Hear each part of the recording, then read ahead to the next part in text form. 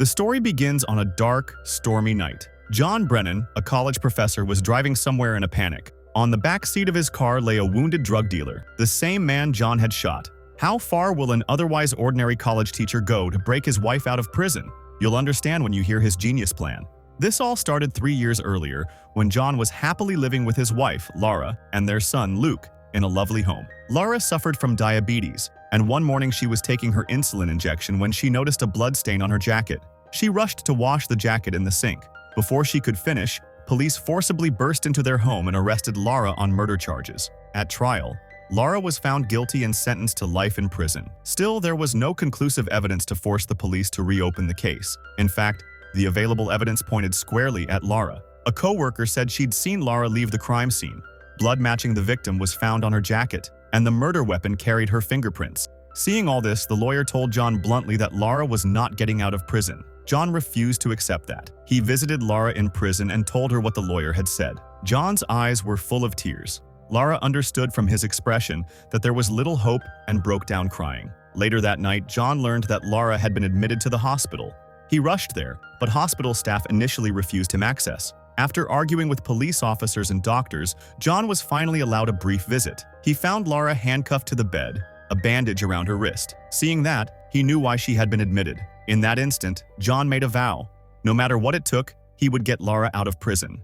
John began reading books about prison breaks and sought out a man named Damon, a man who had escaped prison 7 times. Damon told him to keep his mind open and look for small opportunities that could disrupt the prison's daily routine. He needed to plan his destination in advance, somewhere off the typical tourist path, away from bus, train stations, and airports. He would have to create fake documents that couldn't be easily detected and flee through another state. Most importantly, all payments had to be made in cash to avoid any traceable transactions. That meant John had to gather enough cash to last about 5 years, long enough for the case to cool down. The toughest part of the plan would be crossing the bridges into Pittsburgh, where, after the 9/11 terrorist attacks, the police had learned to seal the city within 15 minutes. He would also have to cut ties with his parents and friends forever, and might be forced to kill someone if necessary. John went home and plastered maps and photos on a wall, methodically working out the plan. Each time he visited Laura in prison, he studied the place's routines and weaknesses. He noticed a hole in the elevator shaft and saw workers coming up to fix a roof leak.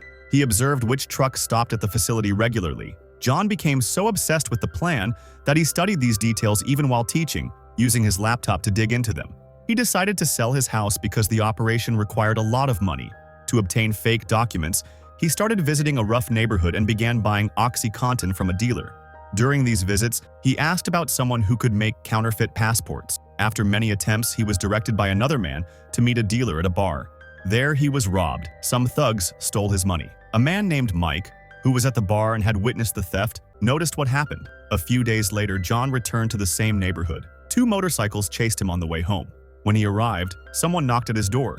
It was Mike. Mike told him he could produce fake passports. John gave Mike some photos and an advance payment, and then told him never to come back to his home. John said he would pick up the passports elsewhere. Mike agreed. Mike had warned John, "If I don't show up on time, just walk away quietly." Sticking to his plan, John went to buy a gun and even practiced shooting with the shop owner. The next day, he went to the location Mike had given him to pick up the passport. After waiting for a while, John realized Mike was late. Still, he didn't leave and kept sitting there. A car soon pulled out of the lot, just as Mike finally arrived. Mike scolded him for waiting, explaining that the car belonged to a cop. If John had been caught loitering, he would have blown everything. Still, Mike handed over the fake documents and warned him, "You're obsessed with this, and this obsession is going to get you caught." Meanwhile, John had taught himself how to make a bump key, a special key that can open almost any lock. He studied instructions online and prepared to test it the next time he visited Laura in prison. On his next trip, he slipped the bump key in with his regular keys and let it pass through the metal detector. As soon as he got through, he quickly palmed the key before the guard noticed. While moving with the group down the hallway, John deliberately hung back, slipped into the elevator, and tried the key. But bad luck struck. The key snapped, half of it stuck inside the lock. Thinking fast, John tossed the broken half away and pretended to be innocent. Moments later, a guard noticed the damage. Officers began questioning all the visitors. When John's turn came, he deflected suspicion by pointing at security footage, claiming, "That tall guy? I was behind him the whole time and that's not me." The officer was suspicious, but suspicion alone wasn't enough for action. They let John go. Outside, John's nerves almost gave out. He was pale and trembling. Detective Quinn noticed his behavior and quietly marked him as a person of interest, keeping close watch from that moment on. But John had no idea. He was focused on selling off his belongings and hiding whenever his brother dropped by to check on him. One afternoon, John took Luke to the park. There, Luke's friend Carrie's mother invited them to Carrie's birthday party. Still, John's mind remained fixed on the plan. Soon after, he noticed a new medical van stopping regularly at the prison, and a bold idea hit him. He could use those vans for the escape. He researched Lara's diabetes and started tailing the medical van, learning its routes and schedules. Online, he studied a trick using a tennis ball to unlock car doors. The next day, he tested it successfully on the medical van, broke in, and snapped pictures of Lara's medical reports. Then he forged fake reports, showing her condition as much worse than it actually was. When John next visited Lara, she dropped a bombshell. In just 3 days, she would be transferred to an even stricter prison. John's heart sank. That meant he had only 3 days to execute the plan. His biggest problem was money. The house still hadn't sold. Desperate, he picked up his gun and set out to rob a bank. But when the moment came, he froze and couldn't go through with it. Later, when he visited Lara again, he told her he'd file an appeal against her transfer. Lara lashed out at him, angry that John refused to face reality. Tearfully, she admitted she had committed the murder, insisting John needed to move on, build a new life, and start a new family. But John didn't believe her. He returned again and reassured her, "Don't give up, I'll get you out." Now he was more determined than ever to raise cash. That night, John went back to the dangerous neighborhood and followed a dealer all the way to his boss's house. Seizing the moment, he grabbed the dealer, shoved him inside, and pulled his gun. A guard dog bit his leg, but John forced a man named Alex to lock the dog in another room at gunpoint. John demanded cash. They emptied their pockets, but Alex mocked him. "You don't have it in you to kill anyone. You couldn't even shoot the dog." In response, John splashed whiskey on the floor, lit it on fire, and terrified them into submission. Alex then claimed there was a child in the house and ran upstairs, but in reality, he was going for a gun. John followed closely, using the dealer as a human shield. Alex fired. The bullet hit the dealer. As Alex prepared to shoot again, John fired first, killing him. Searching the rooms, John found a bag stuffed with cash. As he was about to leave, he saw the dealer still alive, writhing in pain and begging for help. And this is where the story's opening ties back in.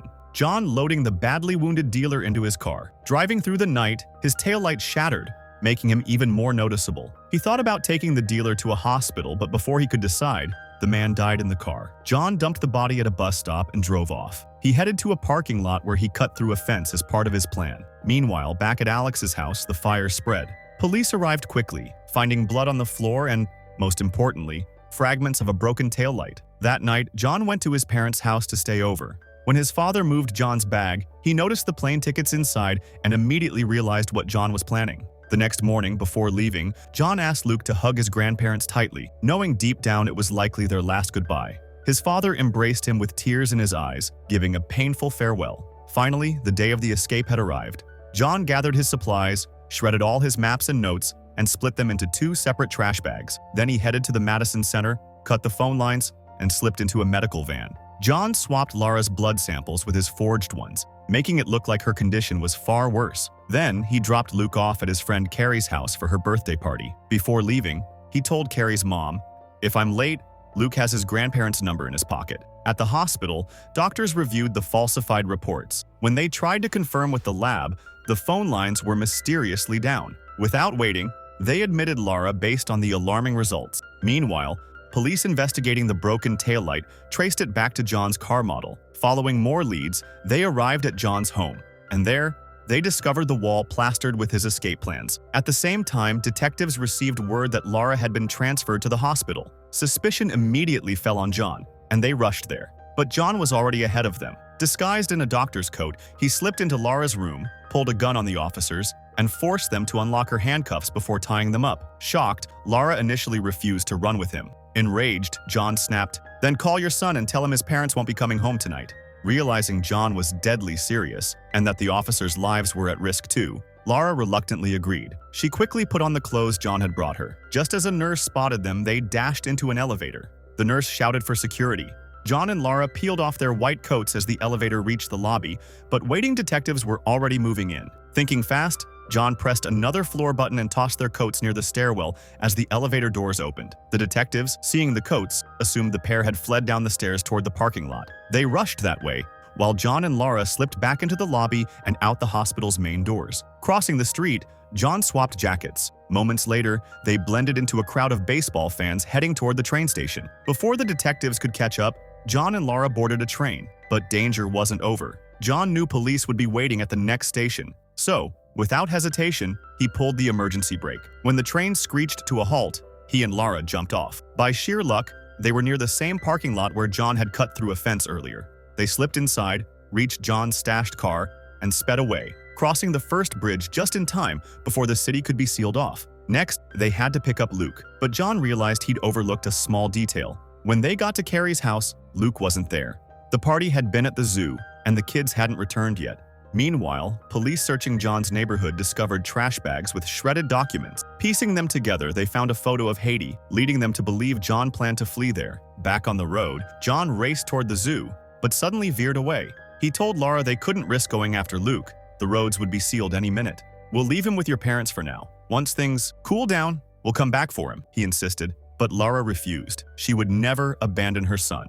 In desperation, she leaned out of the car window, almost getting killed by a speeding truck. John swerved just in time. Finally, he stopped the car and listened. Lara made it clear she couldn't live without Luke. Realizing she was right, John turned back. They rushed to the zoo, grabbed Luke, and set off again. At the checkpoint, police were stopping cars looking for a young couple with a child. John came up with another clever trick. At the train station, he offered an elderly couple a ride. With the older pair sitting in the car, guards at the checkpoint waved them through without suspicion. John dropped the couple off safely in the city, then drove straight to the Canadian airport. By now, news stations were broadcasting their photos as fugitives. But luck was on their side. Just as their passports were checked, the guards changed shifts. The new officer hadn't yet seen the fugitive alerts, and John and Lara passed through. Later, when detectives analyzed the shredded notes, they realized too late. They only had half the plan. John had deliberately planted the Haiti clue to mislead them, wasting precious time. The real destination was Venezuela. By then, John, Lara, and Luke were already on a plane headed there. Days later, we see them in Caracas, living quietly, together, and finally free. So the question is, would you love someone enough to risk everything the way John loved Lara? Tell us in the comments. See you in the next video.